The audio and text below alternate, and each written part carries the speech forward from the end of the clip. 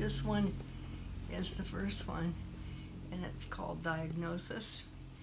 And it's because it was startling to me when I got the diagnosis of having cancer. And it just seemed as though it was just an end to everything. I took quite a while to adjust to the fact that you can live with it.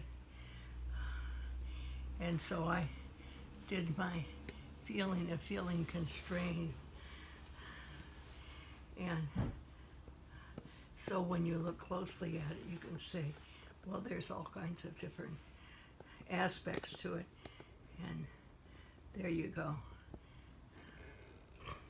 Seems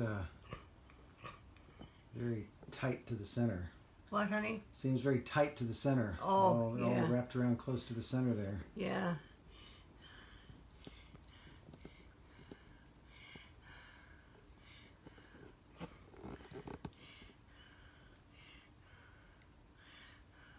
All right, let's move to the next one.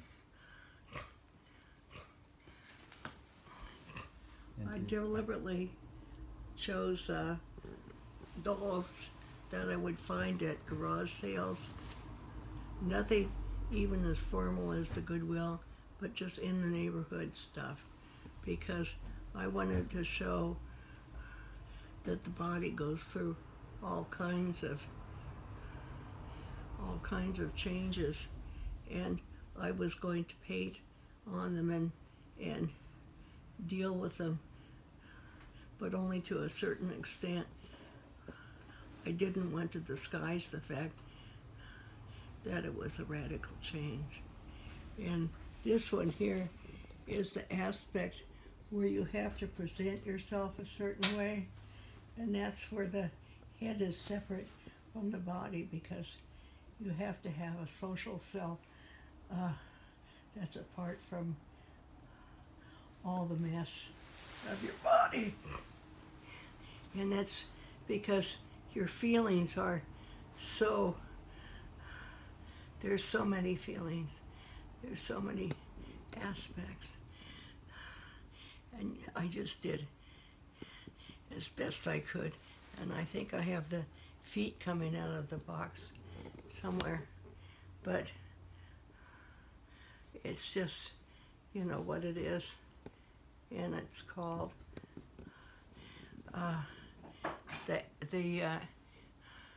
the social aspect. Mm-hmm. It's when I began to have breathing difficulties, and I think it was mainly psychological and physiological, that I didn't feel that I was getting my full breath. And finally, I had to go to get breathing, an oxygen tank, and I still attempted to do what I could in my life and keep working and everything. Maybe I shouldn't have, because it was scary to people when I dragged my little oxygen tank around the courthouse in Washington County. What's that tube around? Is that your oxygen tube? Yeah, I just put some of the oxygen tubes around, so it was indicating that she needed to get supplementary oxygen. But I still don't know everything about it. But I did know that it was a strange thing to have. And it really terrified me about going out in the water with George, because if I fell in, I felt as though I would just die a drowning death. And when we were down in Mexico, I couldn't go into the cenotes because I couldn't breathe and I couldn't keep myself afloat. I didn't have enough air in my lungs to float. I had fluid at the bottom and different things at the top. And I'll not go into it.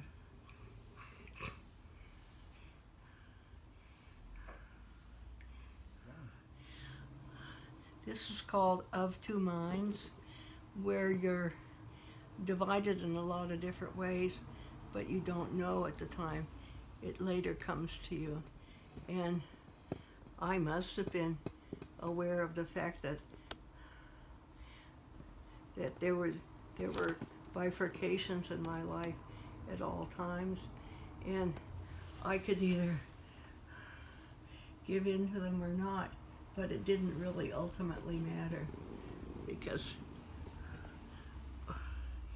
we have to live the life of the body, and the life of the mind is kind of wrapped around and more flexible, but the body is kind of so subject to material law that it's surprising.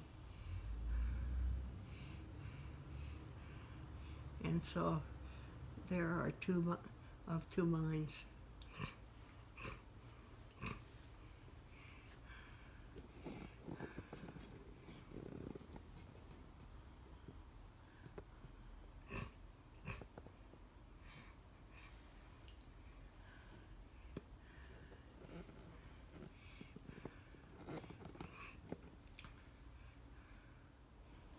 Little breath is when you have to take that little last puff of air in to make you feel complete, and I was searching for that a lot of the time, and yet it has to happen of itself when you just can relax enough. Nowadays I can use some of the poppy pod tea to help myself relax, and I don't get bound up or hurt by it.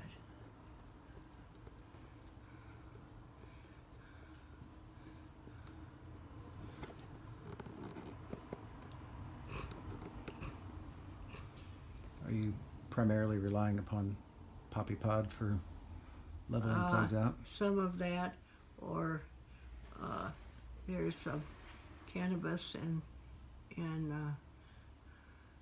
coconut oil, and if I take a piece the size of a large pea, that settles me down for quite a while. Nice. But they say I can use the morphine, but I would rather not, because I really don't like the constipation feeling. Mm-hmm. Yeah. So I'm doing all right, and I can feel pretty stoned in my body and lesser stoned in my head, so I can still think. Nice.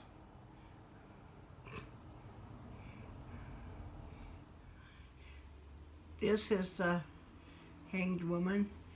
It has reference to Odin's search for wisdom when he went to the Fates and hung from the tree of life. And I think he actually lent his eyes to the Fates too. And to me, there's a certain sacrificial aspect to being carried into a diagnosis and a disease, and perhaps it has something that will teach us. I have no idea. I haven't found anything except just endurance from it so far. I haven't found any particularly enlightening thing, but I'm sure people who are more esoteric minded have. To me, it's just I know there's an aspect. I may not find it all in my mind and in my feelings, but I can feel that there's quite a lot of giving yourself to the process.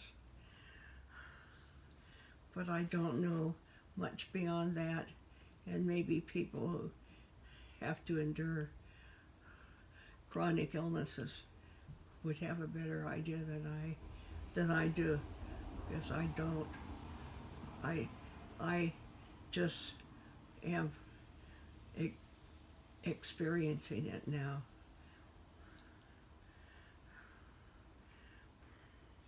The other day you mentioned that you were having like little flashes kind of in the background of how things work. Yeah. I can feel some of that. Mm-hmm. I can feel, I can nestle in at times to the big pregnant nothingness that's around. I can just dissolve into it, and I don't feel bad at all. I just feel waiting, just waiting. And it's waiting with no waiting time. It's just weird. It's just weird.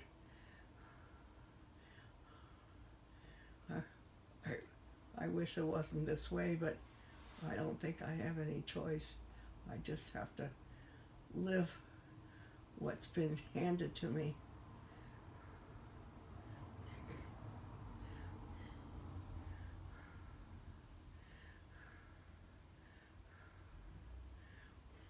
This is the river, or between lives, and that's why I have a lot of reflection to it, because it's the way it is.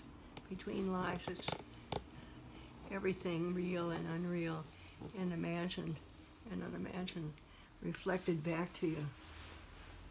And she was the most beat up of all the dollies, and so I had to put more shells and stuff on her. But she's there, and she's like a indication for me to just keep going and dissolve into the situation and just let it move me. So I'm letting it move me.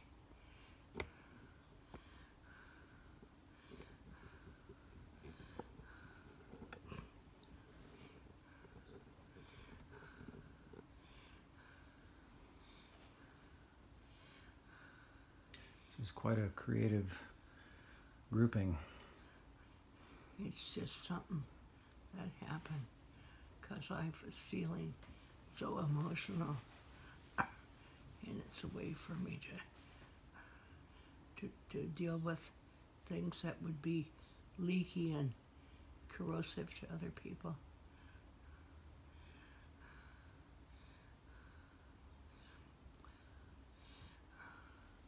I just can't do anymore.